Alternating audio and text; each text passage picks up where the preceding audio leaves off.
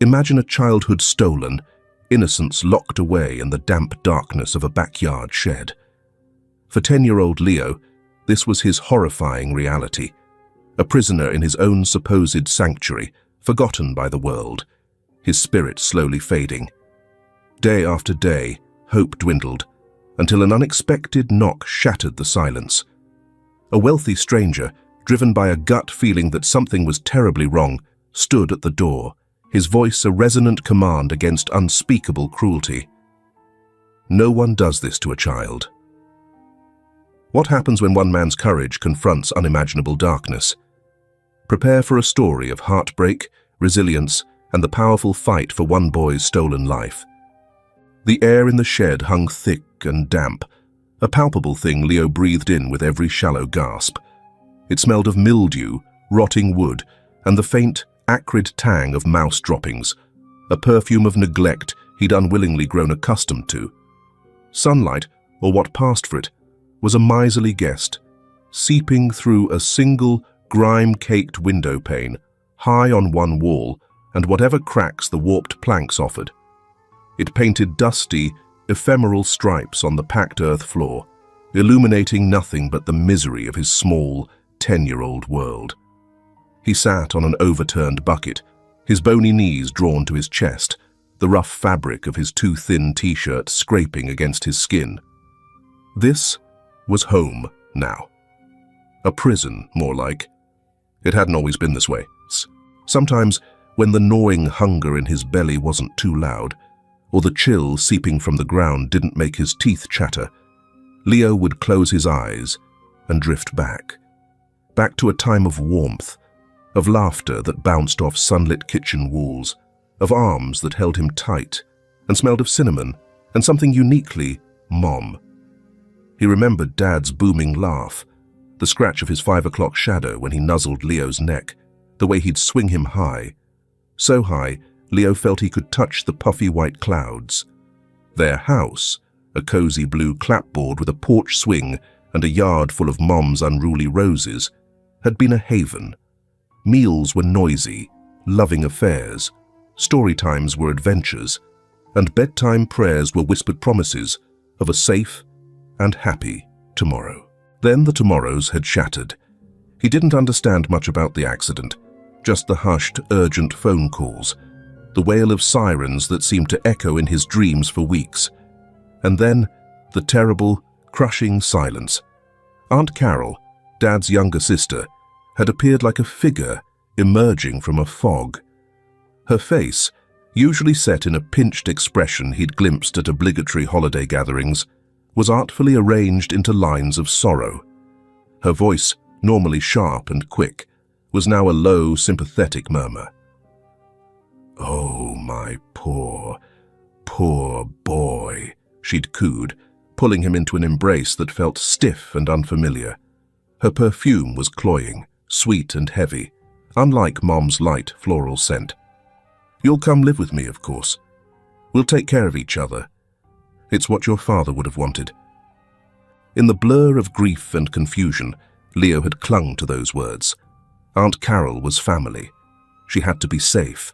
She had to be kind. The lawyer's office had been another bewildering experience. Men in dark suits spoke in hushed tones, using words like estate, beneficiary, and guardianship. Aunt Carol had dabbed at her eyes with a lace-trimmed handkerchief, her voice trembling slightly as she assured everyone present that Leo's well-being was her sole priority. Everything John and Mary built, everything they saved, "It will all be for Leo's future," she'd declared, a righteous sorrow in her tone. "I'll ensure he has everything he needs, every opportunity they dreamed of for him." Leo, small and lost in an oversized armchair, had only understood that Aunt Carol was now in charge. And for a little while, it seemed she meant what she said. The first few weeks in her neat, obsessively tidy house, so different from the comfortable clutter of his own home, were tolerable.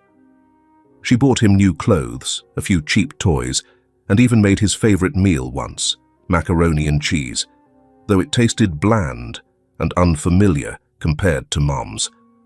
but Leo couldn't shake the feeling of being an exhibit, a testament to her supposed generosity. When her friends came over, Carol would parade him out. "This is Leo, my brave little man," she'd say, her voice dripping with a sweetness that made his teeth ache.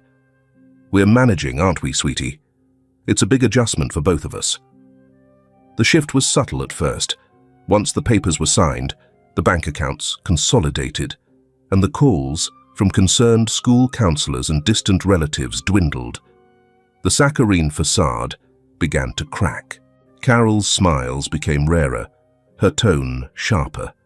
The new toys were put away for safekeeping and never reappeared. The special meals ceased. Instead, Leo often found himself eating leftovers or a hastily made sandwich, usually alone in the kitchen while Carol watched her television programs in the living room, the volume turned up high. "You need to learn to be more independent, Leo," she'd snap if he asked for help or company. "Life isn't all fun and games. Your parents, well, they spoiled you." The mention of his parents, once spoken with feigned reverence, now carried a hint of resentment.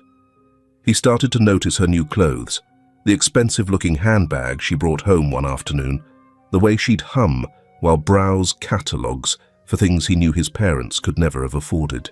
The inheritance his parents' legacy meant for his future was becoming Carol's present.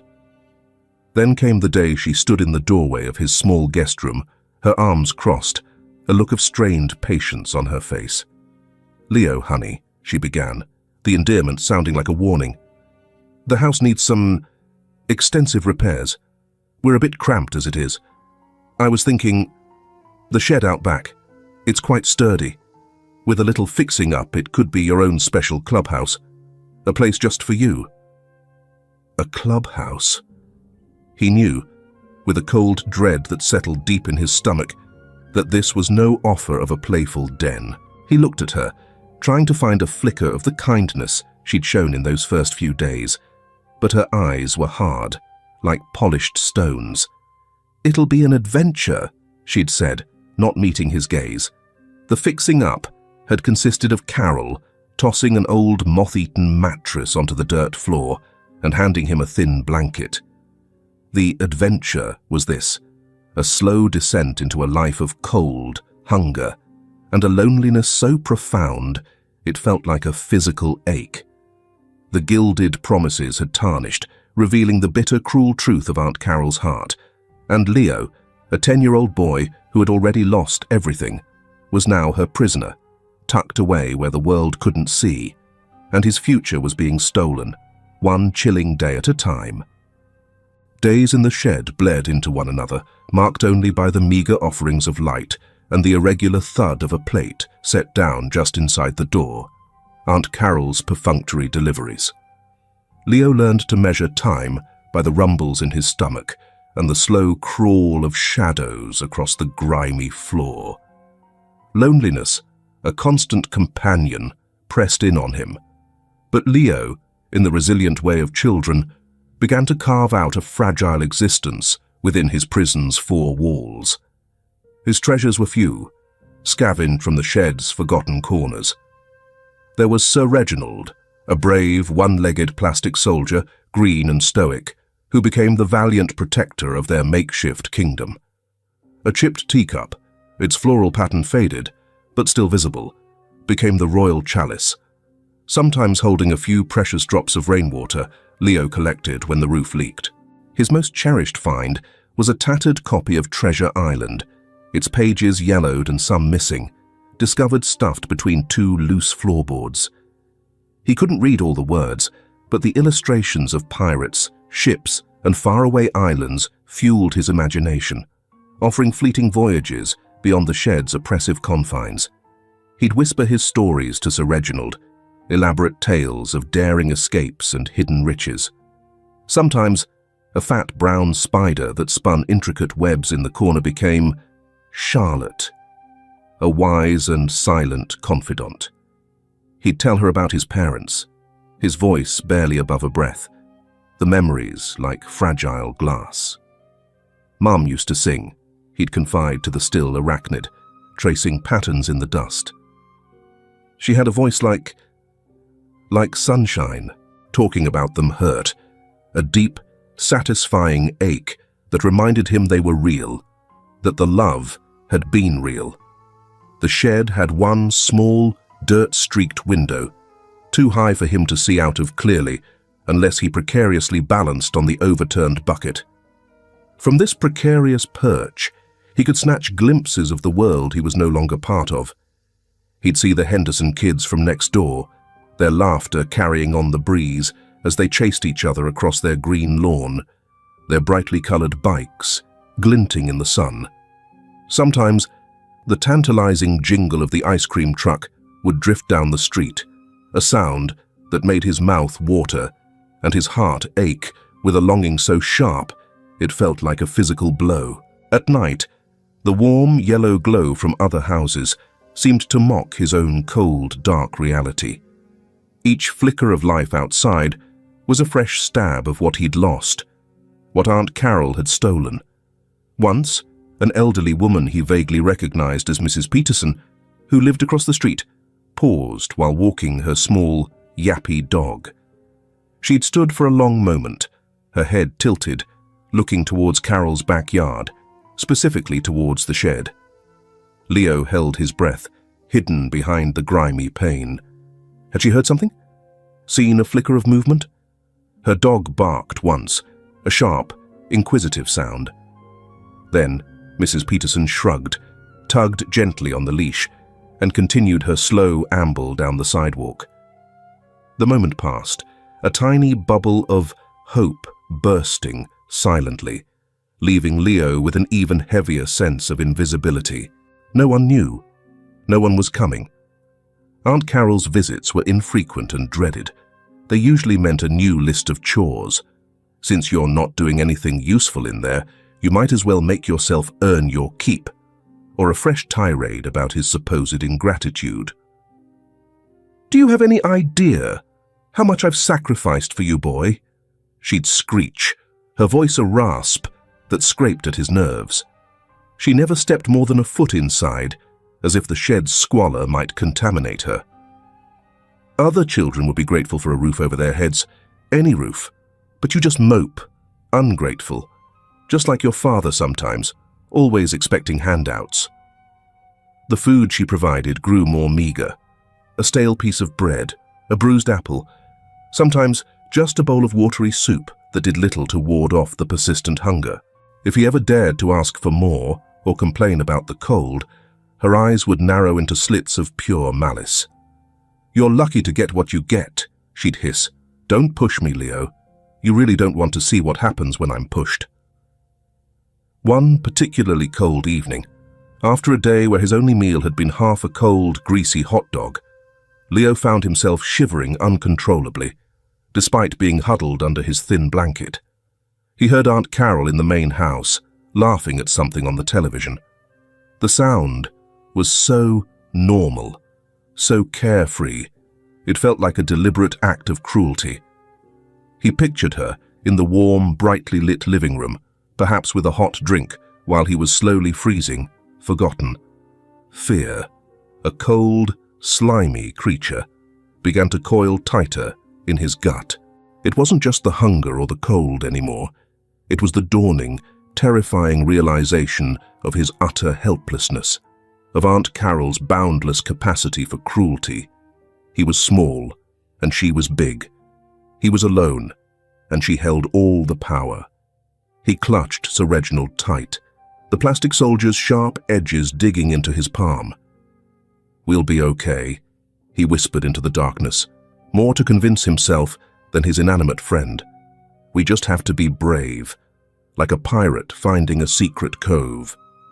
But the whispers in the dust offered little comfort against the chilling reality of his aunt's growing tyranny and the vast, echoing emptiness of his stolen childhood. The dust, it seemed, was all he had left. Aunt Carol was a master of the carefully constructed lie, a weaver of narratives that painted her as a long-suffering saint, and Leo as anything from a sensitive child needing quiet to a troubled boy prone to tantrums. The inheritance his parents had painstakingly saved The money meant to pave his path to college, to a secure future, was now the fuel for Carol's increasingly comfortable life, a secret joy she indulged while Leo languished. He'd hear her on the phone sometimes, her voice syrupy, sweet, a stark contrast to the venom she directed at him. "Oh yes, Mrs. Gable, Leo's adjusting," she'd say, loud enough for him to hear through the thin shed walls if the wind was right. "It's a process, you know. He misses his parents terribly. We're thinking of sending him to a special boarding school next year, one that can cater to his particular needs." A boarding school. The lie was so audacious, so far removed from his cold, dirt-floored reality, that it almost made him laugh, a dry, humorless sound that died in his throat. The new sofa that appeared in Carol's living room, a plush, cream-colored monstrosity he only glimpsed when she occasionally left the back door ajar, certainly hadn't been paid for by her meager part-time job at the local library. Nor had the new landscaping in the front yard, vibrant flower beds that mocked the barren patch surrounding his shed, or the increasingly frequent shopping bags from department stores she'd quickly whisk into her bedroom. Each new acquisition was another brick in the wall, separating him from his stolen future, another testament to her callous greed. There were moments, however, when the carefully constructed facade threatened to crumble. One Saturday morning, a uniformed police officer knocked on the front door. Leo, peeking through a knothole in the shed's planking, felt a wild surge of hope. Had someone reported her? Was this it? Aunt Carol answered, her face a mask of polite surprise. "Officer, is something wrong?" "Ma'am, we had a call about a possible prowler in the neighborhood last night. Just doing routine checks. Everyone accounted for in your household?" Leo saw Carol's hand flutter to her throat. "Oh, my. Yes, officer. Just myself and my nephew, Leo. He's a bit under the weather today, staying in his room." She gestured vaguely towards the main house. "Poor thing, picks up every bug." The officer nodded, his gaze sweeping the yard, lingering for a heart-stopping moment on the dilapidated shed. Leo pressed himself flat against the wood, terrified of making a sound, yet desperately wishing he could scream. "All right, Ma'am. Just let us know if you see anything suspicious." "Of course, officer. Thank you for your diligence." Her smile was bright, convincing. The door closed, and the surge of hope in Leo's chest deflated like a pricked balloon. She was too good at this, too practiced. Another time, a woman from Child Protective Services made an unannounced visit. Carol, flustered for a rare moment, intercepted her on the porch. Leo, who had been tasked with weeding the small, scraggly vegetable patch near the shed, a patch whose meager produce he rarely tasted, froze. The woman's voice was kind but firm. "We received an anonymous tip, Ms. Albright, concerning your nephew's welfare." Carol's recovery was swift. "An anonymous tip?" she scoffed, a wounded indignation in her voice. "Probably that busybody Mrs. Henderson. She's always had it in for me. Leo is perfectly fine. A little withdrawn, perhaps, given all he's been through. Would you like to see his room? I just had it redecorated." She didn't wait for an answer, already leading the woman into the main house, a whirlwind of plausible explanations and aggrieved sighs. Leo knew the redecorated room was his old guest room, now likely pristine and unused, a stage prop for Carol's performance. The CPS worker left 20 minutes later, apparently satisfied, or at least outmaneuvered. Each close call left Carol more irritable, her paranoia sharpening her cruelty. "If you ever say a word to anyone about our arrangement," she'd hiss, her face close to his, her breath smelling faintly of the cheap wine she'd started drinking in the evenings, "I'll make you regret the day you were born. Do you understand me, Leo?" He understood. The fear was a constant companion now, a cold knot in his stomach, that tightened with every passing day. His physical state mirrored his despair. The meager, inconsistent meals left him perpetually weak, his clothes hanging loosely on his thinning frame. A persistent cough had settled in his chest, a dry, racking sound that echoed in the shed's confines, especially at night. His hair was lank and dull, his skin pale and smudged with grime that the occasional cold water splash from the outside spigot couldn't fully erase. He tried to keep himself clean, to maintain some semblance of the boy his parents had raised, but the effort was becoming monumental. The contrast between his existence and the life Aunt Carol was curating for herself with his parents' money was a chasm of injustice.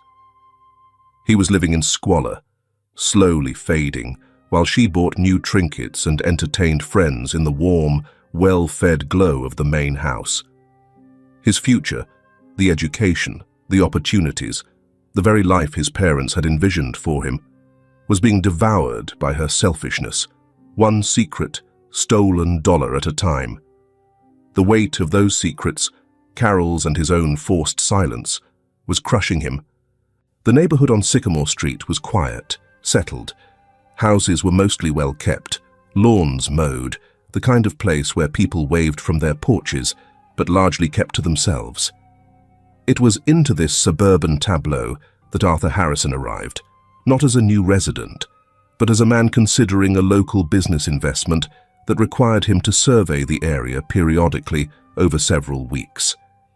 He was a man of keen observation, a habit honed by years in competitive business, and it was this attentiveness that first drew his eye to the slightly off-kilter property halfway down the block, number 217, Carol Albright's residence. It wasn't overtly derelict, not like some houses he'd seen in his time. The front yard, as Leo had noticed, was newly, if somewhat garishly, landscaped. But there was an air of curated neglect about the place. The curtains in the main house were often drawn, even on bright sunny days, lending it a secretive, shuttered feel. And then there was the shed. From his car, parked discreetly down the street during one of his observational drives, Mr. Harrison noted the shed repeatedly. It was an anomaly. Most sheds in the neighborhood were tidy affairs, housing lawnmowers and gardening tools, perhaps a bicycle or two. This one, set far back in the yard, looked dilapidated, almost forgotten, its paint peeling, one side visibly sagging. Yet, he'd occasionally see the woman who lived there, Ms. Albright, approach it, her movements quick, almost furtive, before she'd retreat back into the main house.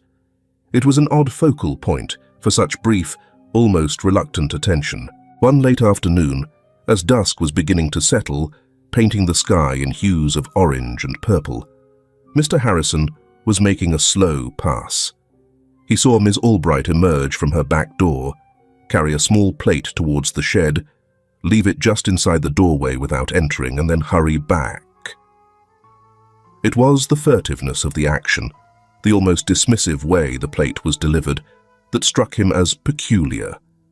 It wasn't the behavior of someone storing tools or old furniture. Inside the shed, Leo had been dozing fitfully, the gnawing hunger a dull ache. The familiar scrape of the door opening a few inches and the clink of the plate brought him to a low level of awareness. He didn't move until he heard Aunt Carol's footsteps retreat. Only then did he crawl towards his meager offering. Tonight, 2 slices of white bread and a small wilted carrot. As he ate, his gaze drifted to the grimy window. For a fleeting second, through the streaks of dirt, he saw a dark, unfamiliar car idling down the street. A man was inside, looking not directly at the shed, but in its general direction. Leo's heart gave a strange little flutter, a confusing mix of fear and something else he couldn't name. A stranger. Strangers were usually bad news, a potential threat to his precarious, hidden existence. But this one, there was something about the stillness of the car, the way the man just sat there, observing, That was different. Then the car moved on, and Leo dismissed it, the gnawing in his stomach a more immediate concern. A few days later, Mr. Harrison found himself walking the neighborhood on foot, assessing pedestrian traffic for his potential business. As he passed number 217, he heard it, a sound so faint he almost missed it, easily dismissed as the wind or a stray cat. It was a cough, a dry, racking little sound, unmistakably human, and it seemed to emanate from the direction of that dilapidated shed. He paused, listening intently. Silence. He told himself he must have imagined it. Ms. Albright lived alone, didn't she? That was the impression the other neighbors, when he'd made subtle inquiries about the area, had given him. Carol Albright. Oh, she keeps to herself mostly. Lives there with her nephew, I think, though no one's seen much of the boy lately. Poor thing. Lost his parents, you know.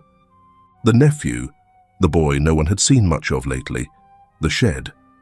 The following week, Mr. Harrison was again in his car, a file of zoning regulations on the passenger seat, when he saw something that made him sit bolt upright.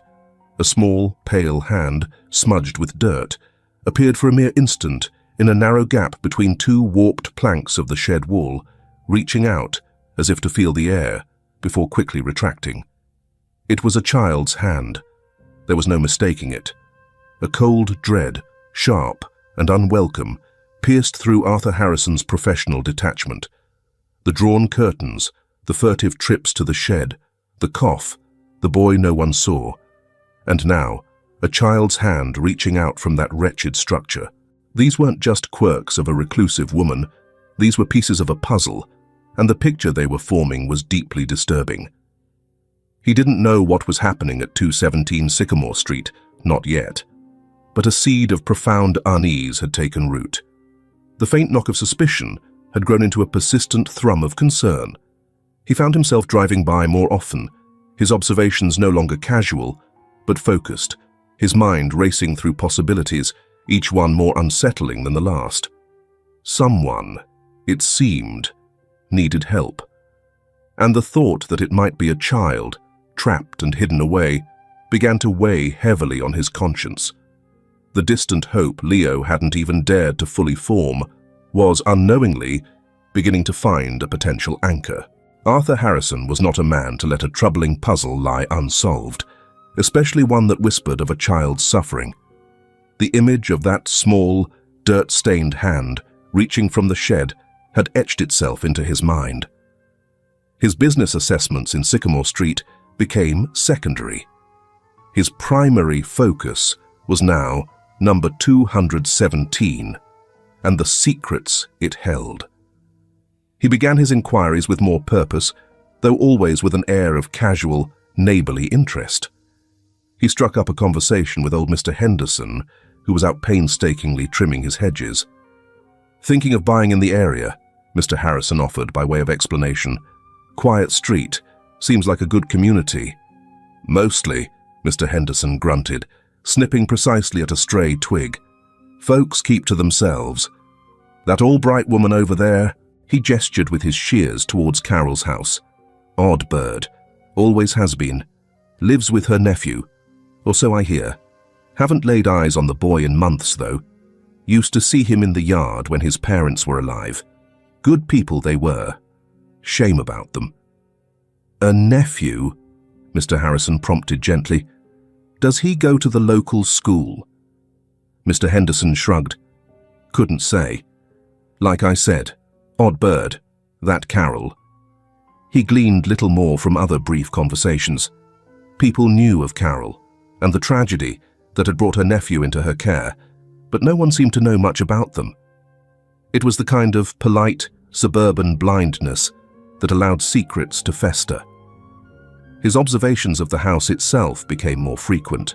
He'd park at different vantage points, noting Carol's comings and goings. He saw her carry groceries into the main house, but the deliveries to the shed remained sparse, always that single, hastily delivered plate. He never saw anyone else enter or leave the shed.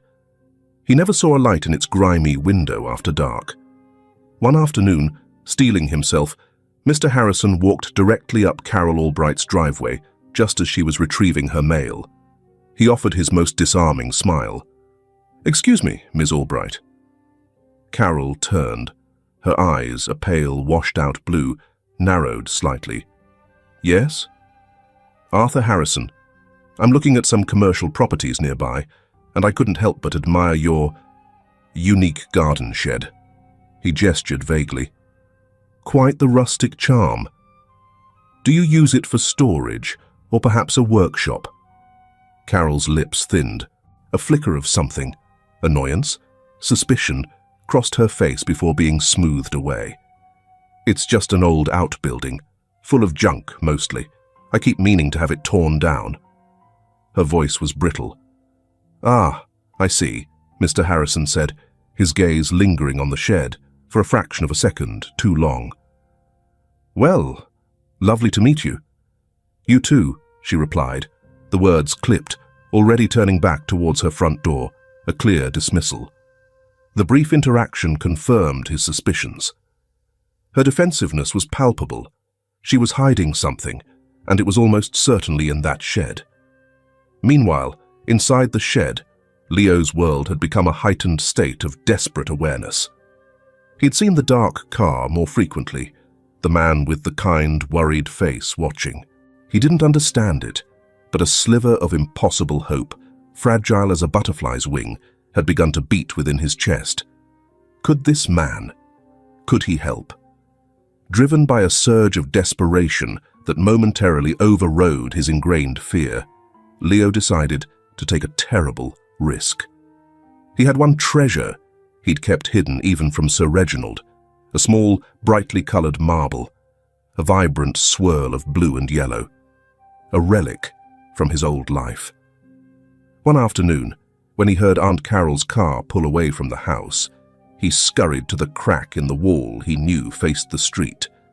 His heart hammered against his ribs. Peeking out, he saw the man's car parked further down. With trembling fingers, Leo pushed the marble through the crack. It landed softly in the overgrown grass just outside the shed wall, a tiny, almost invisible speck of color against the drabness.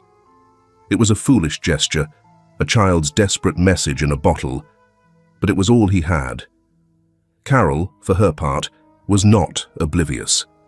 She'd noticed the unfamiliar car, the man who seemed to be paying too much attention to her property. Her natural paranoia, always simmering beneath the surface, began to boil. She became more watchful, her temper even shorter. "What have you been doing in here, huh?" she snarled at Leo one evening, her eyes scanning the shed's interior with suspicion. "Talking to someone.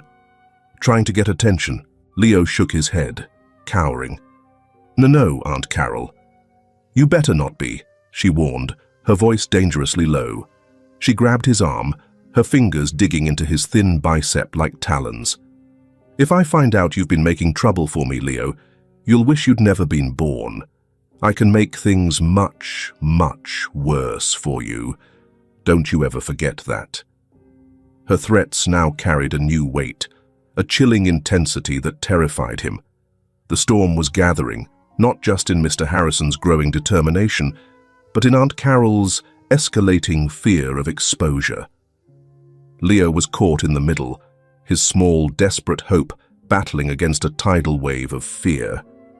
He could only pray that his tiny marble, his silent plea, had somehow, against all odds, been seen. Arthur Harrison sat in his quiet hotel room, the glow of the city lights a distant, indifferent backdrop. The file on his desk, ostensibly detailing market demographics for his business venture, lay untouched. His thoughts were consumed by a far more pressing matter: the boy in the shed on Sycamore Street. He'd seen the small, bright marble nestled in the grass near the shed's grimy foundation during his last pass that afternoon, a tiny, almost insignificant splash of color against the desolation. Yet it felt like a shout, a desperate signal flare, a child's last, hopeless plea. He had replayed every observation, every overheard snippet, every gut feeling. the furtive trips Carol Albright made to the shed, the boy's almost spectral absence from any normal childhood activity, the fleeting glimpse of that small hand, the nearly invisible marble. It all painted a grim, undeniable picture. He could call Child Protective Services anonymously, of course. That was the sensible, detached route. But what if they were slow to act? What if Carol, with her practiced deceptions, managed to fool them again, to hide Leo, or explain away the situation before they could intervene effectively? The thought of that child enduring even one more day, one more night, in that hovel under that woman's cruel dominion, was intolerable. Number tomorrow morning, he would go there himself. He would knock on Carol Albright's door, and he would not leave until he saw the boy, until he knew the truth. If the situation was as dire as he suspected, he would call the police from her doorstep. It was a risk. She could accuse him of trespassing, of harassment. But the potential cost of inaction was far, far greater. His decision made, a heavy sort of calm settled over him, the grim resolve of a man about to walk into a storm. For Leo, that night was an eternity of cold, and a despair so profound it felt like a physical weight pressing down on his small chest, making each breath a labored effort. Earlier that evening, Carol had been in a particularly foul mood. Perhaps her wine hadn't been to her liking, or a bill had arrived that her pilfered funds couldn't quite cover. She had stormed out to the shed, not with food, but with fury. A small stack of old newspapers Leo had been using to try and insulate a corner against the drafts had displeased her. "What is this mess?" she'd shrieked, her voice cracking. "Are you trying to burn the place down, you stupid boy? Attract vermin?" She'd kicked the papers, scattering them across the dirt floor, before grabbing Leo by the collar of his thin shirt. "You're more trouble than you're worth. Sometimes I wish—" She hadn't finished the sentence, but her eyes, glinting with a cold, hard light, had filled in the terrifying blank. She'd shoved him hard, sending him stumbling back against the rough wooden wall, his head cracking against a protruding nail. Pain, sharp and immediate, had exploded behind his eyes. Now, hours later, the spot on his head throbbed in time with his weak, fluttering pulse. His persistent cough had worsened, each spasm sending jolts of pain through his aching ribs. The night was unusually cold for late spring, a biting wind whistling through the shed's numerous cracks, carrying with it the scent of rain and distant, decaying leaves. He'd pulled his threadbare blanket up to his chin, but the chill seemed to emanate from his very bones. He thought of his parents, his mind conjuring their warm smiles, the feeling of safety in their arms. The memories, once a comfort, now felt like shards of glass, each one a reminder of the abyss that separated his past life from this living nightmare. Hope, that tiny, fragile thing that had flickered with the appearance of the man in the dark car, had all but extinguished. The marble was still out there, he supposed, a lost, lonely speck in the darkness. Just like him, no one would find it. No one would understand. Aunt Carol was in the main house. He could hear the faint, tinny sound of her television, punctuated occasionally by her sharp, joyless laugh. The normalcy of it, the mundane cruelty of her enjoying her evening while he suffered, was a fresh torment. He was nothing to her. Less than nothing. A burden to be barely maintained, a secret to be hidden. He closed his eyes, a single tear escaping and tracing a cold path through the grime on his cheek. Maybe it would be better if he just disappeared. If he just faded away into the cold and the dark. The thought wasn't born of a desire to die, but of an unbearable weariness, an exhaustion that went bone deep. He was so tired of being hungry, of being cold, of being afraid. So incredibly tired. The wind howled a mournful dirge around the corners of the shed. The old wood creaked and groaned, like a ship in a storm-tossed sea. Leo curled himself into the tightest ball he could manage, Sir Reginald clutched in his hand, his only steadfast companion. Each tick of an imaginary clock, each rustle of unseen creatures in the walls, stretched the night into an agonizing, endless expanse. This, he felt with a chilling certainty, was the longest night of his life. And he wasn't sure he would see the morning. The morning air was cool and carried the scent of damp earth from the overnight rain. Arthur Harrison, his jaw set with a grim determination that mirrored the steely grey of the overcast sky, parked his car a little way down from number 217 Sycamore Street. He'd forgone his usual business suit for a more casual but still neat dark jacket and trousers, an attire that felt more appropriate for the grim task ahead. He walked with measured steps up the cracked concrete path to Carol Albright's front door and rang the bell. The wait was short. The door opened a few inches and Carol's suspicious face appeared in the gap. She was still in a faded floral housecoat, her hair uncombed, and her eyes held the puffy, red-rimmed look of someone who hadn't slept well, or perhaps had indulged too much the night before. "What do you want?" she snapped, her voice raspy. The pretense of politeness she'd shown him during their last brief encounter was gone. "Ms. Albright," Mr. Harrison began, his tone even but firm, "I need to speak with you about your nephew, Leo, and I need to see him." Carol's eyes narrowed into malevolent slits. "My nephew is none of your business. He's sleeping. Now get off my property before I call the police for harassment."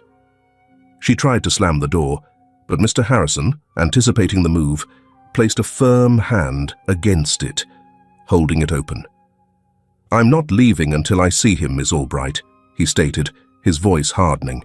"If you prefer, I can call the police myself and have them accompany me, but I will see that boy." A flicker of panic, quickly suppressed, crossed Carol's face. "You have no right," she shrieked, her voice rising. "This is my house, my family." "Then let me see him. Prove that he's safe and well, and I'll leave you in peace." Mr. Harrison's gaze was unwavering. He knew, with chilling certainty, that whatever was happening here, peace was the last thing this situation warranted. Seeing his resolve, and perhaps realizing she couldn't easily intimidate him at the front door with potential neighbors watching, Carol's strategy shifted. A venomous fury contorted her features. "Fine," she spat. "You want to see him? I'll show you the little brat." She wrenched the door open violently and stormed through the house, clearly expecting him to follow.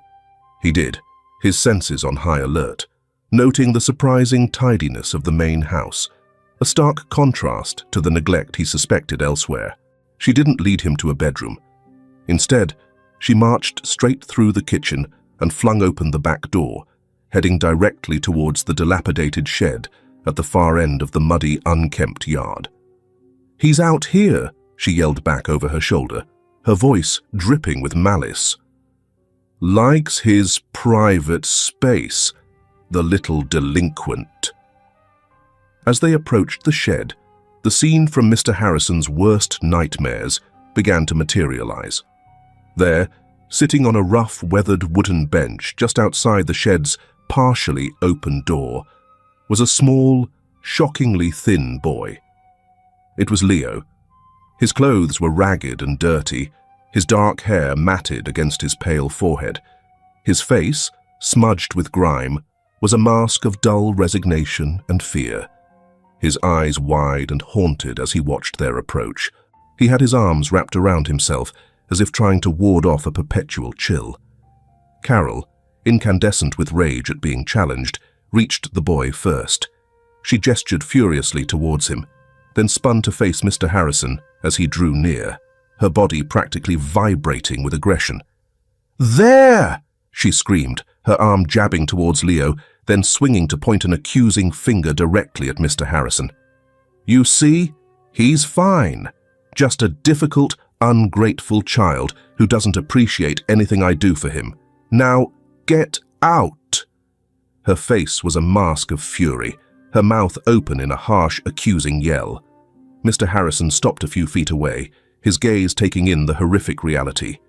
Leo's emaciated frame, the visible tremor in his small hands, the raw-looking scrape on his temple. The shed itself, up close, was even worse than he'd imagined. Rotting planks, a door hanging precariously on one hinge, the pervasive smell of damp and decay. He saw Carol, poised like a cornered animal, ready to defend her squalid kingdom. His heart clenched with a potent mixture of profound sorrow for the boy and a cold, burning anger towards the woman.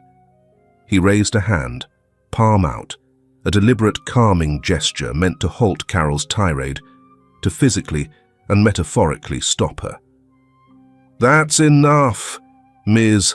Albright," he said, his voice low, but carrying an undeniable authority that cut through her screeching. His eyes met Leo's. For a moment, the boy's vacant stare flickered with something unreadable. Confusion, perhaps a dawning, terrified spark of something akin to hope. Carol, however, was far from finished. She started towards Leo, her hand raised, as if to grab or strike him. "Don't you look at him. He's just trying to cause trouble for me, the little liar." "Don't you touch him," Mr. Harrison commanded, his voice now like steel. He took a step forward, placing himself partially between Carol and the boy. He looked directly at Carol, his face a study in controlled outrage, his eyes blazing with a righteous fury that made her recoil slightly. He had seen enough. More than enough.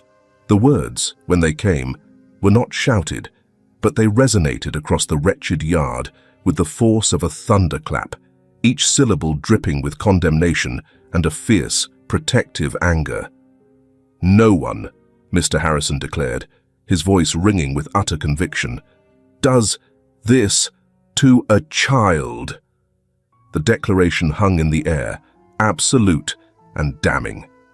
Carol froze, her mouth falling agape, the furious accusations dying on her lips.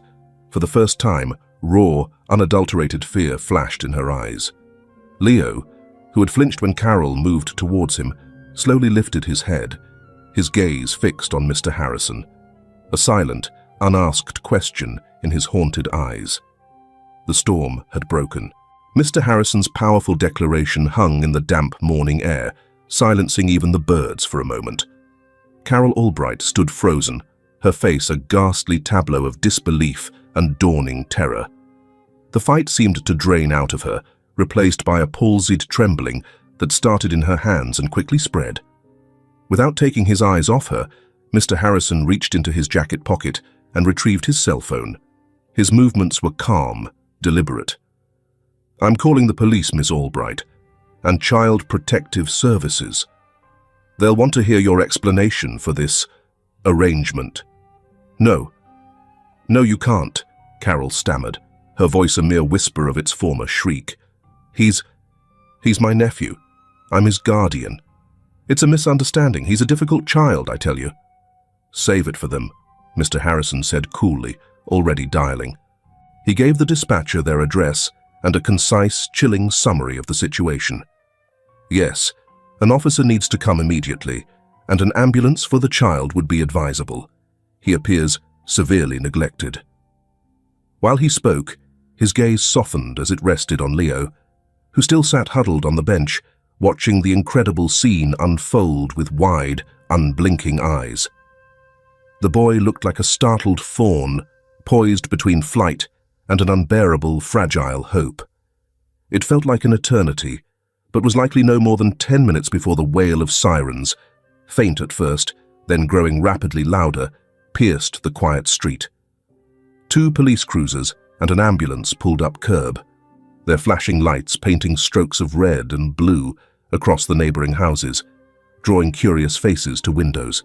2 uniformed officers, a man and a woman, approached the backyard, their expressions grimly professional as they took in the scene.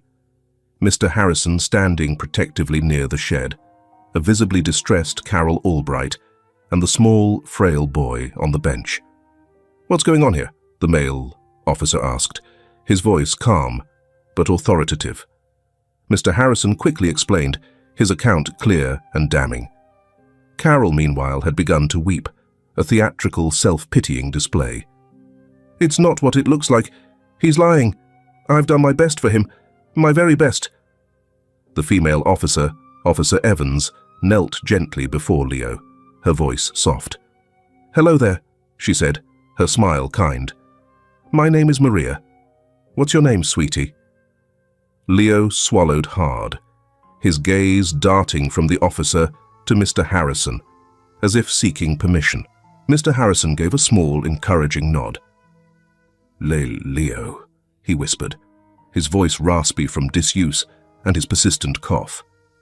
"Well, Leo," Officer Evans continued, "we're here to help you. You're safe now. Are you hungry?"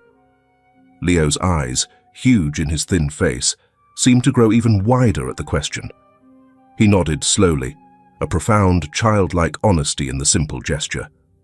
While Officer Evans spoke with Leo, her partner and Mr. Harrison engaged with Carol. Her protestations of innocence crumbled under the weight of the evidence before them, Leo's condition, the squalor of the shed. Paramedics gently approached Leo, their professional kindness a stark contrast to the years of neglect he had endured. One of them, a woman with warm eyes, offered him a small juice box and a soft blanket, which he clutched as if it were treasure. As the paramedics assessed Leo, noting his malnutrition, dehydration, and the ugly bruise on his head, Mr. Harrison took Officer Miller aside. "Officer," he said in a low voice, "there's something else. I have strong reason to believe Ms. Albright became Leo's guardian to gain control of a significant inheritance left by his parents. Given the boy's condition and her own apparent comfort, I suspect financial malfeasance as well. It's something that should be thoroughly investigated." Officer Miller's expression hardened further. "We'll definitely look into that, sir. Thank you." The process of removing Leo from that terrible place was handled with a gentleness that was almost overwhelming for him. He flinched when a paramedic tried to take his blood pressure, his body conditioned to expect pain from adult touch. But their patient reassurance, Mr. Harrison's steady presence nearby, and Officer Evans's calming words slowly began to penetrate the layers of fear. Wrapped in the soft blanket, sipping the sweet juice, Leo was gently guided towards the ambulance.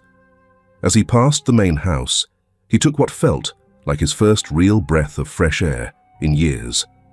It was cool, clean, and filled with the scent of damp grass and distant exhaust fumes. The smell of the outside world, a world he was rejoining. It was the scent of freedom.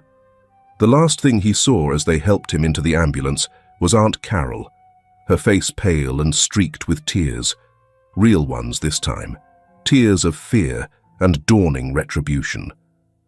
One of the officers was reading her rights, her hands cuffed behind her back. A small, fierce part of Leo felt a flicker of something that wasn't fear, something almost like satisfaction. But mostly, he just felt tired, and a strange, tremulous lightness he didn't recognize. Mr. Harrison assured Leo he would meet him at the hospital. "You're going to be okay now, Leo," he said, his voice thick with emotion he tried to hide. "This is just the beginning of things getting better." As the ambulance doors closed, shutting out the sight of the grim house and the even grimmer shed, Leo leaned back against the soft stretcher. The siren, a sound that had once signified disaster, now seemed to herald a rescue. He was out. He was safe. The darkness of the shed was behind him, and ahead, though uncertain, was a glimmer of light, a promise of a world where kindness might actually exist. The first breath of freedom was a fragile, precious thing. The fluorescent lights of the hospital felt harsh and alien after the perpetual gloom of the shed. Leo was poked, prodded, and examined with a gentleness that was so foreign it almost made him want to cry. He was severely malnourished, the doctors said, dehydrated and suffering from a lingering respiratory infection. The bruise on his head was superficial, but the invisible scars, they knew, ran much deeper. After a few days of medical stabilization, of warm meals that didn't stop, clean sheets, and voices that didn't hiss or scream. Leo was released into the care of Child Protective Services. He was placed in a specialized foster home with a kind, experienced couple, Sarah and Tom, who understood the patience and sensitivity required for children who had endured trauma. Their house was quiet, filled with soft colors and the comforting aroma of freshly baked cookies. It was, in every way, the antithesis of Aunt Carol's cold, sterile home and the horrors of the shed. The first few weeks were a blur of tentative steps. Leo rarely spoke above a whisper. Sudden noises made him jump, and he'd hoard small pieces of food under his pillow, a habit ingrained by constant hunger. Nightmares were frequent, snatching him back to the cold, dark shed, leaving him trembling and slick with sweat. Sarah would sit with him, her presence a calm anchor in the stormy sea of his fear, until he drifted back to a fitful sleep. Mr. Harrison was a constant. True to his word, he visited Leo regularly, first at the hospital, then at Sarah and Tom's. He didn't push Leo to talk about what happened. Instead, he brought simple picture books, a small sketch pad, and colored pencils, and sometimes just sat with him in comfortable silence. He told Leo stories about his own childhood, funny anecdotes about a mischievous dog he once had, slowly building a bridge of trust, one gentle word at a time.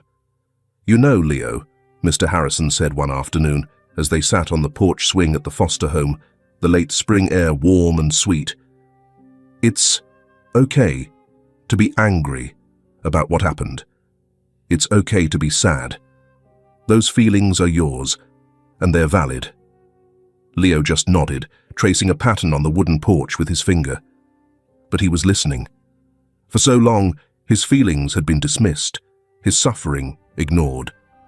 To hear someone acknowledge them, to validate them, was a revelation. A child psychologist, Dr. Ramirez, began working with Leo. She was patient and kind, using play therapy to help him express the emotions he couldn't articulate. Slowly, painstakingly, Leo began to draw pictures. Dark, shadowed sheds, then gradually, tiny specks of color, a tentative sun appearing in a corner. While Leo embarked on his healing journey, the wheels of justice turned for Aunt Carol. The evidence against her was overwhelming. Leo's physical condition, the state of the shed, Mr. Harrison's testimony, and the neighbors' reluctant admissions of her reclusiveness and the boy's prolonged absence. The financial investigation Mr. Harrison had urged also bore bitter fruit. Bank records revealed Carol's systematic embezzlement of Leo's inheritance, funds squandered on personal luxuries, while Leo starved. The community, once perhaps indifferent or politely oblivious, was now galvanized with outrage. The local newspaper picked up the story. Boy, 10, held captive in backyard shed. Aunt charged with abuse, embezzlement. Carol Albright became a pariah. Her carefully constructed facade shattered, revealing the monster beneath. Her trial was swift. Faced with irrefutable evidence and a stony-faced jury, Carol's attempts to portray herself as a victim, a stressed guardian, overwhelmed by a difficult child, fell flat. She was found guilty on multiple counts of child endangerment, neglect, and felony embezzlement. The judge, her voice ringing with unconcealed disgust, sentenced her to a significant prison term, ensuring she could no longer harm Leo or anyone else. She also ordered full restitution of the stolen funds, though recovering them would be a separate, lengthy legal process that Mr. Harrison quietly vowed to oversee on Leo's behalf. When Mr. Harrison told Leo about the verdict, he explained it simply. "Aunt Carol did very bad things, Leo, and now she has to face the consequences. She won't be able to hurt you anymore." Leo listened, his expression unreadable for a long moment. Then he looked up at Mr. Harrison, a flicker of something new in his eyes. "Good," he whispered. It was a small word, but it carried the weight of immense suffering and a dawning sense of justice. Slowly, Leo began to reclaim pieces of his stolen life. He started attending a local school, initially with a dedicated aide, but gradually his confidence grew. He made a tentative friend, a quiet boy named Sam, who shared his love for drawing. He discovered the joy of a public library, the thrill of choosing his own books. He even started to laugh again, small, hesitant sounds at first, then fuller, more joyful expressions that brought tears to Sarah's and Tom's eyes. The path ahead was still long. The wounds, both visible and invisible, would take time to fully mend. But with the unwavering support of Mr. Harrison, the patient care of his foster parents and therapist, and his own quiet, resilient spirit, Leo was no longer just surviving. He was beginning to heal. He was learning to trust, to hope, and to believe that a brighter future, a future his parents had dreamed for him, might still be possible. The stolen pieces of his life were, one by one, being painstakingly reclaimed. 2 years can feel like a lifetime, especially to a child who has navigated the darkest corridors of fear and neglect. For Leo, now 12, those 2 years had been a period of profound transformation, a steady climb from shadow into sunlight. The haunted, hollow-eyed boy from the shed was gone, replaced by a youth who, while still carrying the quiet etchings of his past, now met the world with a budding confidence and an infectious, rediscovered joy. His laughter, once a rare and hesitant sound, now came more easily, especially when he was with Mr. Harrison, or Arthur, as Leo had tentatively begun to call him, at Arthur's gentle insistence. After many months of navigating the complex legal and emotional pathways, Arthur Harrison had officially become Leo's legal guardian, and more importantly, his family. The sprawling, somewhat empty house Arthur owned had gradually transformed into a home, filled with Leo's bright, imaginative drawings taped to the refrigerator, the comforting clutter of his schoolbooks on the kitchen table, and the sound of their shared conversations. The scars, of course, remained. Leo still sometimes woke with a start in the dead of night, the phantom chill of the shed clinging to him. But now, instead of facing the darkness alone, he knew Arthur was just down the hall, a steady, reassuring presence. He knew that a kind word, a comforting hand, was always available. He no longer hoarded food, and his trust in the world, though selectively given, was genuine. His physical health had blossomed under consistent care and nutrition. He'd grown taller, his limbs no longer stick-thin, his cheeks holding a healthy color. He'd discovered a love for baseball, joining a local Little League team, cheered on enthusiastically from the sidelines by Arthur, who, despite his limited knowledge of the sport, quickly became its most ardent student for Leo's sake. He was doing well in school, his natural curiosity finally allowed to flourish, his artistic talents encouraged by both his teachers and Arthur.